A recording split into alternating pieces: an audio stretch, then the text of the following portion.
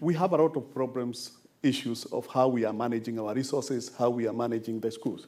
But so I go to the issue is why is this happening from my point? If I take a political economy approach, I think we look at access versus quality, but access is easy to convince the parents, and parents only want to know that students are going to school. So politically, there is mileage.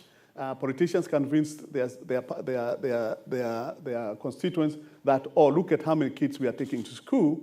But when it comes to quality, nobody talks about quality. Nobody talks about what's going on. So there is a political economy problem in terms of delivery of services. And I can say that this is also, even the free primary education programs that we have instituted in all our countries, we see that we have big jump in primary school, public school enrollments, but we also have a big increase in private school enrollments. If you look at many schools. So there have been an exit from public school systems in many of these programs.